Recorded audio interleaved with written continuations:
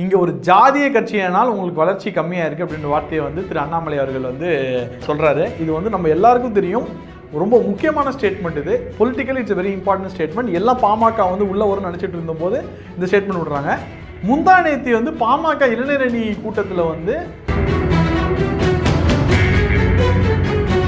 அதிமுக பாஜக கூட்டணி அறவே கிடையாது.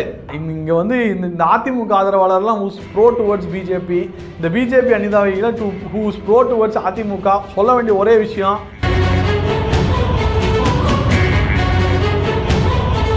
ஆமாம் ஜெயிக்கிறதுக்கு வக்கு இல்லை, ஒரு கூட்டணி ஃபார்ம் பண்ண வக்கு இல்லை எடப்பாடிக்கு.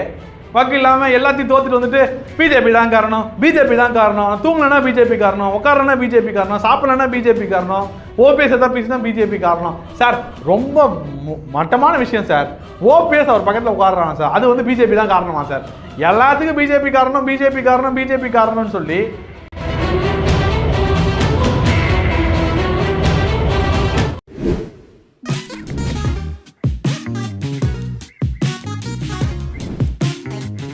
சாமானிய நேயர்களுக்கு வணக்கம். 2024 தேர்தலுக்கு இன்னும் கொஞ்ச நாள் தான் இருக்கு. கொஞ்ச நாள் வர மார்ச் மாதம் முதல் வாரம் இல்லாட்டி அதிகபட்சமாக 2வது வாரம் டேட் அனௌன்ஸ் பண்ணிடுவாங்க என்னைக்கு தேர்தல் நடக்க போகுதுன்றத. நீங்கள் என்ன யோசிக்கிறீங்க? தமிழ்நாடு எப்படி நடக்கும், என்ன யோசிக்கிறீங்க நீங்கள்? தமிழ்நாடு கட்சிகளோட கூட்டணி எப்படி அமையும்? தமிழ்நாட்டில் தேர்தல் நடக்கும் கன்ஃபார்மாக, அதில் எந்த டவுட்டும் இல்லை. தமிழ்நாடும் இந்தியாவும் வேறு வேலை கிடையாது. முதல்ல இந்த திராவிட மீடியாக்கெல்லாம் வந்து தமிழ்நாடு மட்டும் தனி, இந்தியா மட்டும் தனி அப்படின்ற ஒரு எண்ணத்தை வந்து நம்ம இது பண்ணோம். எல்லாம் ஒரே நாடு தான். பட் ஃபேஸ் உங்களுக்கு தெரியும், 2024 28 ஸ்டேட்டு, சில இதில் 2 ஃபேஸாக நடக்கும், சில இதில் 3 ஃபேஸாக நடக்கும். தமிழ்நாடு எப்போவுமே வந்து ஒரே ஃபேஸில் ஒரே நாளில் மொத்த ஸ்டேட்டு ஓட் பண்ணுறது நடக்கும். நமக்கு டெல்லியிலேருந்து கிடக்கக்கூடிய தகவல் என்ன அப்படின்னா வந்து ஏப்ரல் முதல் வாரமோ 2வது வாரமோ முதல்ல தமிழ்நாடு தான் ஓட்டு போடும் அப்படின்ற ஒரு விஷயத்த வந்து சொல்கிறாங்க. அதாவது எலெக்ஷனோட ஃபஸ்ட்டு ஃபேஸ், இந்த 2024 தேர்தலோட ஃபஸ்ட்டு ஃபேஸே வந்து தமிழ்நாட்டிலேருந்து ஆரம்பிக்கும். ஏப்ரல் முதல் வாரமோ 2வது வாரமோ நம்ம வாக்களிக்க ஆரம்பிச்சிருவோம் அப்படின்ற ஒரு விஷயத்த சொல்கிறாங்க. 2வது விஷயம், நீங்கள் கூட்டணி கேட்டீங்க. திமுக கூட்டணி அப்படியே இருக்க போகிறது, எந்த ஒரு இஃப்ஸ் அண்ட் பட்ஸும் இருக்காது. எந்த இடத்துலையும் அவங்க நழுவ போகிறது இல்லை திமுக கூட்டணி யாருமே. இந்த கூட்டணிக்குள்ளே பாமகவை எப்படி இணைக்க வேண்டும் என்ற விஷயத்தில் வந்து அவங்க வந்து ரொம்ப குறியாக இருக்காங்க. அதாவது விசிகாவையும் பாமகவும் சேர்த்து பேலன்ஸ் பண்ணி எப்படி கொண்டு போகலாம் அப்படின்ற ஒரு விஷயத்தில் வந்து திமுக வந்து ரொம்ப குறியாக இருக்காங்க. இதற்கான இண்டிகேஷன்ஸ் என்ன அப்படின்னு பார்த்தீங்கன்னா, சென்ற வாரம் தர்மபுரியில் நடந்த எண்மண் எண் மக்கள் யாத்திரை பயணத்தில் பார்த்தீங்கன்னா, இங்கே ஒரு ஜாதிய கட்சியானால் உங்களுக்கு வளர்ச்சி கம்மியாக இருக்குது அப்படின்ற வார்த்தையை வந்து திரு அண்ணாமலை அவர்கள் வந்து சொல்கிறாரு. இது வந்து நம்ம எல்லாருக்கும் தெரியும், ரொம்ப முக்கியமான ஸ்டேட்மெண்ட் இது. Politically it's very important statement. எல்லாம் பாமக வந்து உள்ள ஒரு நினச்சிட்டு இருந்தபோது இந்த ஸ்டேட்மெண்ட் விடுறாங்க. முந்தா நேத்தி வந்து பாமக இளைஞரணி கூட்டத்தில் வந்து முன்னாள் எம்பி கார்த்திக்கும் வந்து என்ன பண்ணா அண்ணாமலை அவர்களே சாடுன்னு சாடியிருக்காங்க. ஸோ கிவ் அண்ட் டேக் நடந்திருக்கு இந்த இடத்துல. பட் பாமக ரீசெண்ட் டைம்ஸாக வந்து ஏடிஎம்கேவும் அடிச்சிருக்காரு, பாஜகவும் அடிச்சிருக்காரு. பட் திமுக சைடை வந்து ரொம்ப சைலண்ட்டாக ஹேண்டில் பண்ணுறாரு. உங்களுக்கு தெரியும், 2 வாரத்துக்கு முன்னாடி தைலாவரம் முதல்வரும் ராமதாஸ் அவர்களும் வந்து மீட் பண்ணாங்க. ஸோ இந்த கணக்கெல்லாம் பார்க்கும்போது வந்து மோடி எதிர்ப்பு அணி ஒரே அணி, அது எங்கள்கிட்ட தான் இருக்குன்னு சொல்லிட்டு திமுக வந்து ஸ்ட்ராட்டஜிஸ் பண்ணுதுன்னு நினைக்கலாம். மிகவும் எதிர்பார்த்த பாஜக பாமக கூட்டணி இருக்குமான்றதுல மிகப்பெரிய கொஸ்டின் மார்க் வந்திருக்கு. அப்படின்னா விசிக கூட இருக்குமா, திமுக கூட இருக்குமா? பாமக வந்து திமுக கூட போனா அப்ப விசிக போகும், அப்ப காங்கிரஸ் எங்க போகும்? இல்ல, காங்கிரஸோட 9 சீட்ல கை வைக்க போறாங்க. அது வந்து ரொம்ப கிளியர் கட், அது கிளியரா தெரிஞ்சு போச்சு. அந்த 9 சீட் கிடையாது இந்த வாட்டி. அப்படின்ற பட்சத்தும் போது இப்படிதாங்க வருஷம் பண்ணிட்டு இருக்காங்க. நான் கூட தான் உங்கள்கிட்ட ஒரு 10 கோடி ரூபா கேட்பேன், என் அளவு 10,000, நீங்கள் 10,000 ரூபா தான் எனக்கு கொடுப்பீங்க, அதுக்கு நீங்கள் 1 கோடி ரூபா எனக்கு எடுத்து கொடுத்துருவீங்களா? அதெல்லாம் சும்மா அதெல்லாம் கொடுக்க மாட்டாங்க. சரி, அதிமுக கூட இருந்தால் ஜெயிப்பீங்களா? ஜெயிக்க முடியாது. திமுக கூட இருந்தால் காங்கிரஸ் ஜெயிக்க முடியுமே. இந்த திமுக ஆமா எஸ்டிபி சார், கேமராமேன் ஆங்கர் வேற யாரும் கூட்டுவாங்க. கேமராமேன் ரொம்ப எஸ்டிபி எல்லாம் ஒரு பெரிய ஆளா சொல்லிட்டு இருக்காங்க. ஏங்க நீங்க வேற, அதுவே ஒரு, அதாவது மைனாரிட்டிஸ்ல இருக்கிறதுலே எல்லாமே மொக்க பார்ட்டி. அந்த மொக்க பாட்டில் இருக்கிறதே மொக்க பாட்டி எஸ்டிபிஐ தான். அவன் அதிமுக கூட சேர்ந்தா என்ன சேராட்டி என்ன. ஆனால் ஒன்னே ஒன்று விஷயத்த வந்து மறந்துட்டாங்க அதிமுக. கோவை குண்டு வெடிப்புக்கும் எஸ்டிபிஐ கட்சிக்கும் வந்து எப்போவுமே வந்து ஒரு விமர்சனம் வந்து தொடர்ந்து சுற்றிக்கிட்டே இருக்காது, அதில் சுற்றிக்கிட்டே இருக்கு. அப்படி சுற்றிட்டு இருக்கும்போது கொங்கு தான் அதிமுகவின் வாக்கு வங்கி. அப்போ எஸ்டிபிஐ சேர்க்கும் போது கொங்கை இழக்கிறதா அதிமுக அப்படின்ற விஷயமும் வருது.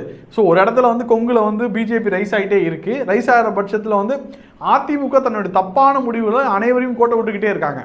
ஸோ இதெல்லாம் பார்க்கும்போது ஒரு இடத்துல வந்து அதிமுக கூட்டணி வந்து இதாகும் போது என்ன நடக்க போகுது அப்படின்னா வந்து திமுக வந்து ஒரு பெரிய அணி கட்டமைக்கணும்னு பார்க்கும். அப்படி கட்டமைக்கும் போது பழைய அணியில் ஏதாவது ஒரு சொட்டு டிஸ்டர்பன்ஸ் வந்தாலும் புது ஆளுங்க யாரும் சேர்த்துக்க மாட்டாங்க. லைக் ஃபார் எக்ஸாம்பிள் நம்ம பாமக சேர்த்தோடனே நம்ம சீட்டை குறைக்கிறோம் ஈட்டை குறைக்கிறோம்லாம் சொன்னால் நான் கிளம்புறேன்னு சொன்னால் அதை டிஸ்டர்பே பண்ண மாட்டார். அந்த டீமை அப்படியே வச்சுப்பார். அந்த டீமை அப்படியே வச்சுக்கிட்டு இன்னொரு பார்ட்டியை சேர்த்துக்க முடியுமா தான் பார்ப்பாங்க. கமலஹாசன் வந்து இதில் உதயசூரியனில் இருந்துருவாருங்க. கமலஹாசன் எதுக்கு தனி சின்னம்? உதயசூரியனே அவர் நின்றுட்டு ஜாலியாக வந்து மாற்றத்துக்காக நான் வரணும்னு நினச்சி அந்த மாற்றத்தை கொடுக்கக்கூடிய ஒரே நபர் மு க ஸ்டாலின் தான் சொல்லிட்டு நின்றுவார். திமுகவில் கொள்கையும் கிடையாது, கோட்பாடும் கிடையாது. அதாவது என்ன கொடுமைனா ஒரே ஒரு படத்தை விக்ரம்னு ஒரு படத்தை இட்டு கொடுத்துட்டு அந்த ஆள் பண்ணுற ஒரு இது இருக்கு. ஐயோ அது மாதிரி தான் இருக்குது கமலஹாசன் உதயசூரியன்லேயே நின்றுவாருங்க.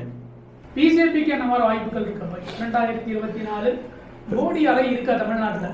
மோடி அலை வந்து இந்த முறை வந்து காஷ்மீர்லேருந்து கன்னியாகுமரி வரையும் நிச்சயமாக இருக்குங்க. அதில் எந்த ஒரு மாற்று கருத்து கிடையாது.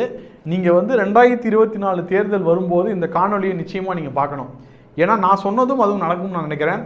தமிழ்நாட்டுக்குள் மோடி அலை இருக்கிறது. அதாவது தமிழ்நாட்டுக்குள்ளே நிச்சயமாக மோடி தான் வரப்போகிறான்ற நம்பிக்கை வந்து மக்களிடையே வந்துருச்சு. போன வாட்டி மாதிரி ஆன்டி கோபேக் மோடிலாம் கிடையாது.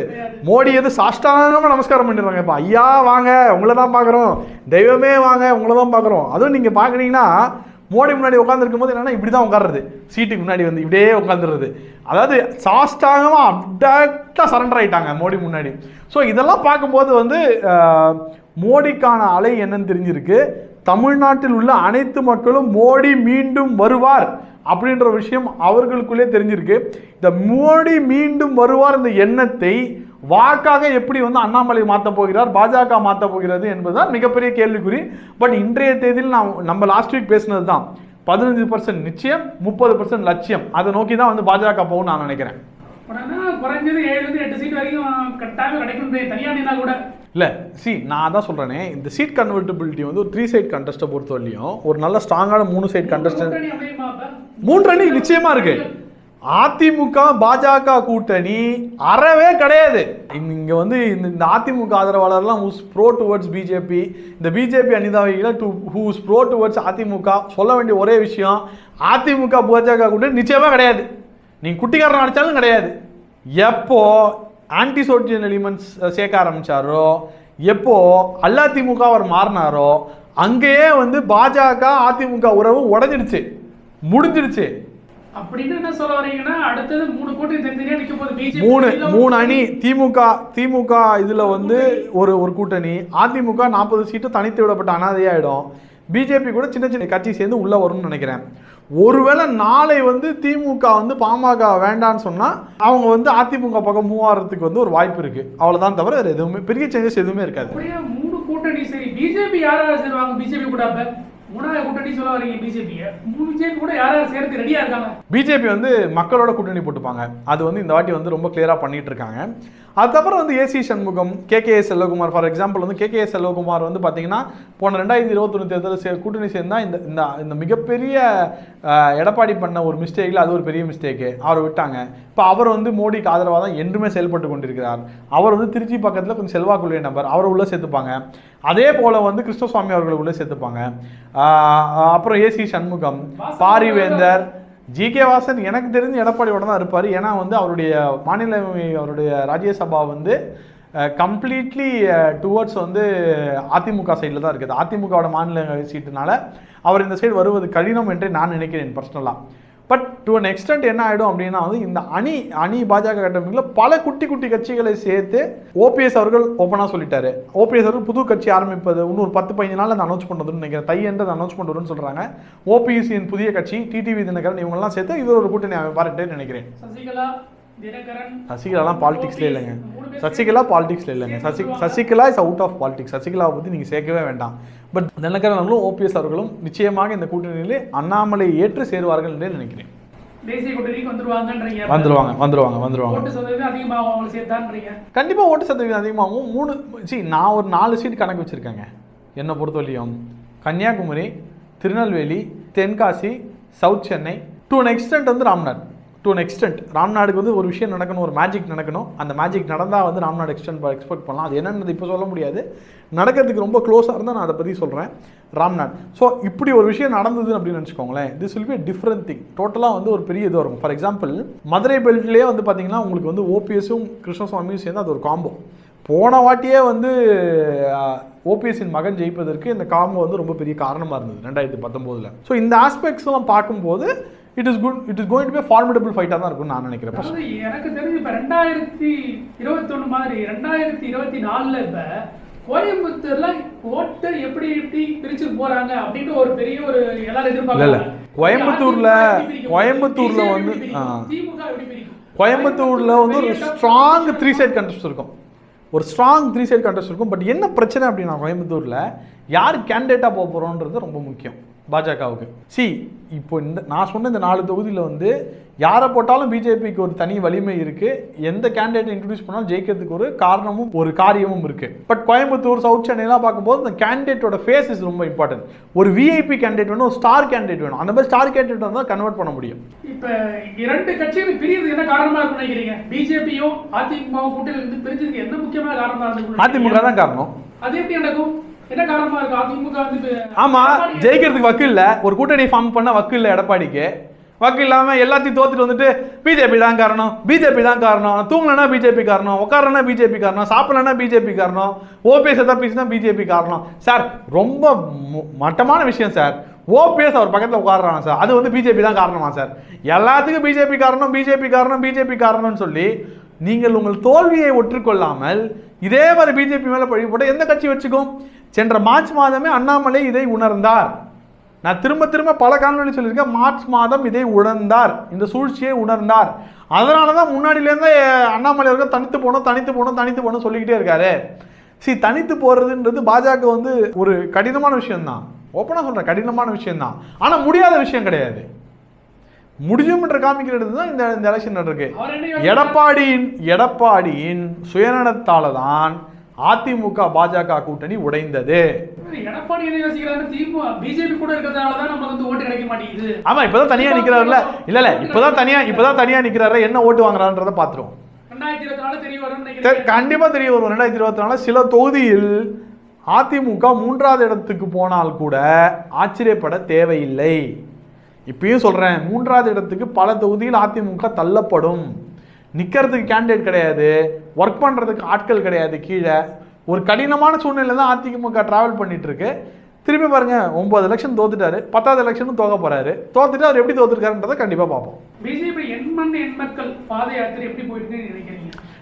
எண் மக்கள் பாத யாத்திரை வந்து இந்த 2024 எலெக்ஷனுக்கான ஒரு பேஸா நான் பார்க்குறேன். பல மக்கள் வந்து அவரோட பேசுகிறாங்க. இது எப்படி வாக்கா கன்வெர்ட் பண்ணுறாங்கன்றது கட்சிக்காரங்க கையில் தான் இருக்குது. பட் கட்சிக்காரங்களும் வந்து அப்போ மெம்பர்ஷிப் சேர்ந்தவங்க எல்லாரோடையும் தொடர்ந்து வந்து பேசிக்கிட்டே தான் இருக்காங்க. ஸோ நம்ம பார்ப்போம் என்ன நடக்குது அப்படின்ட்டு. பட் எண் மக்கள் வந்து ஒரு நடைப்பயணம் கிடையாது, ஒரு புரட்சி பயணமாக தான் நான் பார்க்குறேன். அப்படின்னா வரும் 24 ஒரு பெரிய எதிர்பார்ப்பு இருக்குது பிஜேபி மேலே. 24 பெரிய எதிர்பார்ப்பு இருக்கு. நிச்சயமாக பிஜேபி சார்பாக ஒரே ஒரு எம்பியாவது பார்லிமெண்ட்டுக்குள்ள போவான்ற நம்பிக்கை எனக்கு இருக்கு. ஏன்னா வந்து அந்த நம்பிக்கை இல்லாமல் அண்ணாமலை வந்து ஒரு இந்த மாதிரி டிசிஷன் எடுக்க மாட்டாரு. ஜெயிக்க முடியுன்ற நம்பிக்கை இருக்கிறதுனால தான் டிசிஷன் அண்ணாமலை எடுத்திருக்காருன்னு நான் நினைக்கிறேன். நேஷனல் பத்தி கொஞ்சம் பேசுவோம். இந்திய கூட்டணி பற்றி என்ன நினைக்கிறீங்க? அது கூட்டணியே கிடையாதுங்க, சும்மா டைம் பாஸ்க்கு எல்லாம் சமோசாவும் மிக்சரும் சாப்பிட்டு போகிறாங்க. அநேகமாக இன்னும் போக 1 மாதம் 2 மாதத்தில் கூட்டணி உடஞ்சிரும். ஆல்ரெடி ஆம் ஆத்மி வந்து தகராறு பண்ணிகிட்டு இருக்கு. பீகாரில் நிதிஷ்குமார் என் கூட வரவே வராத காரி தூண் வந்து காங்கிரஸை துப்பிட்டாரு. அதுக்கப்புறம் வந்து வெஸ்ட் பெங்கால் மம்தா பானர்ஜி நான் பார்க்கலாம், ஒரு சீட்டு தரேன் அப்படின்னு சொல்லி பார்க்கலாம். அதாவது இந்தியாவிலே பெரிய கட்சி, நாங்கள் தான் இந்தியாவே ஆண்டோன்ற கட்சிக்கு இந்த மாதிரி பிச்சை எடுக்கிற நிலைமை வந்துருச்சு அப்படின்றது தான் ரொம்ப வருத்தமாக இருக்குது. சரி, பிச்சை எடுத்தாலும் பிச்சை போடுறதுக்கு ஆள் இல்லைன்றது தான் ரொம்ப வருத்தமாக இருக்குது. அதனால இந்தியா கூட்டணி வந்து சொல்ற மாதிரி ஒண்ணு இல்லன்னு சொல்ல வரீங்க. 2024 350 சீட்டுங்க, 350 சீட்டுங்க. Congress versus BJP, Modi versus யாருன்னே தெரியல. ராகுல் நடைபயணம் மேற்கொள்ள போறாரு. இப்ப அசாம்ல இருந்து ஆரம்பிச்சு குஜராத் வரைக்கும் போக போறாரு. ஏங்க அவர் இந்தியா ஃபுல்லா குட்டிகரணம் அடிச்சா கூட ஓட்டு போடுறதுக்கு யாரும் தயாரா இல்லை. நடைபயணம் இல்லை, குட்டிகரணம் அடிச்சா கூட யாருக்கும் போட தயார் இல்லை. ஏன்னா அவர் வந்து முதல்ல அவர் பார்ட்டி ஆளுங்களை நம்ப வைக்கணும். நான் ஸ்ட்ராங்காக இருக்கேன், நான் தான் உன் தலைவருன்ட்டு அந்த விஷயத்தை அவர் பண்ணுறேன். இந்த வாட்டி நான் சொல்கிறேன், இந்த வாட்டி தோக்க போகிற எலெக்ஷன் தான். காங்கிரஸ் வந்து ஷுட் ப்ரூவ் இட்ஸ் பொசிஷன்.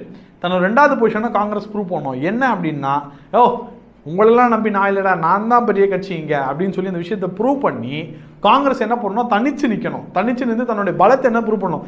எப்படி இந்த எலெக்ஷன் தோக்க போகிறீங்க முடிவு பண்ணிச்சு. அது 1 சீட் வாங்கி தோத்தானே 2 சீட் வாங்கி தோத்தானே உங்கள் ஓட்டு சதவீதத்தை நீங்கள் வந்து நிரூபிங்க. ஆல்ரெடி வந்து காங்கிரஸ் வந்து அதை பண்ண தவறி யூபியில் நீ காங்கிரஸே கிடையாதுங்க, கட்சியே கிடையாது. பாதி ஊரில் நீ கட்சியே கிடையாது.